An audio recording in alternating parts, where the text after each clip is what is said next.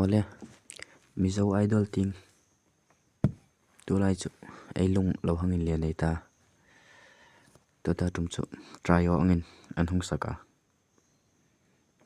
imanu e la le nei pui le thakima ing po khom ni sin la ai rek na dinga lo hang lu cha te le ti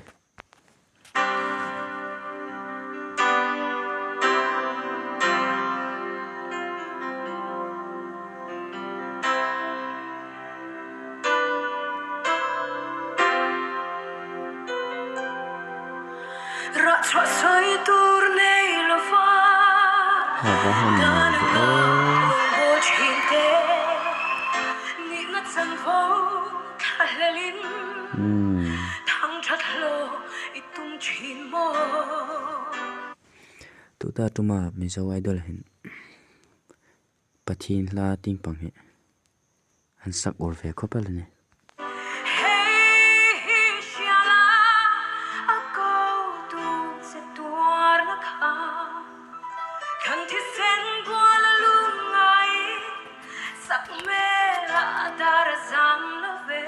mai na hung tan sta kan ka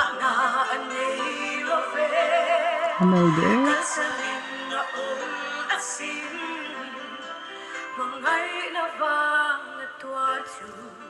ani top 3 hlang tling na tling bo ni om takan ne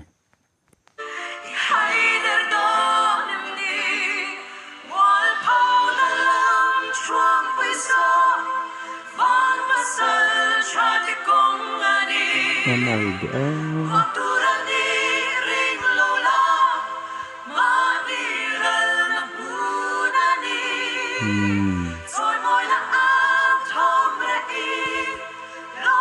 Arol kapeleng ahun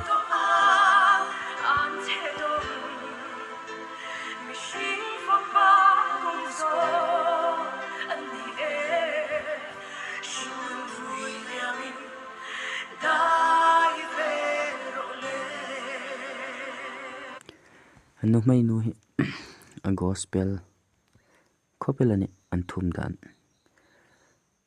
chu khela chun ama hi gospel la ting pang hin saksin in me ngotala the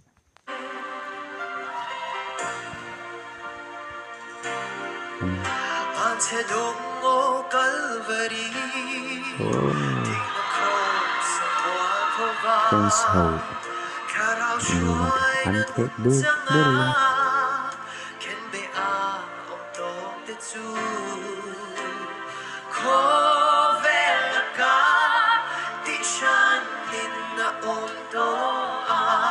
ngal deo sadana nung lovin laldarin na puerto at hello cross gong zo I chana ruwa maday zela karabalo manui nung nalaluko mala kulong chuang puiso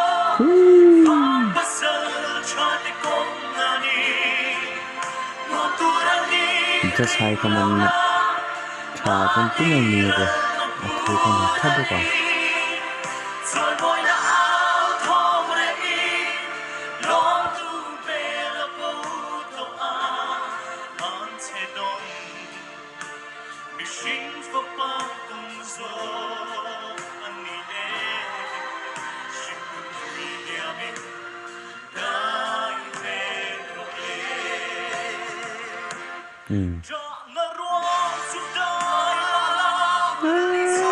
Nai tali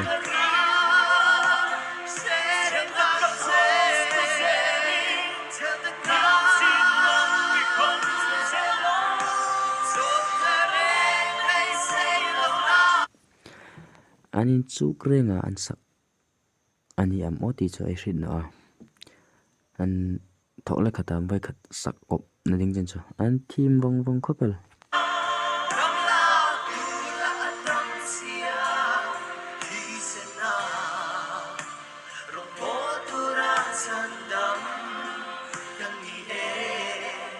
Christian Chalai de Zam Lovino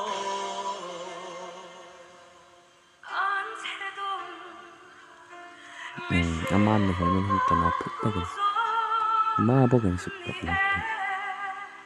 心能飞了明，来飞落泪。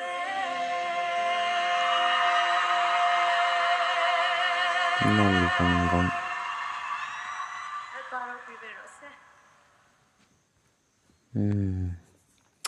Katsin ka. Anh thọ thấy nó cái này. Next video. Anh thọ nọc tùm tiếng này.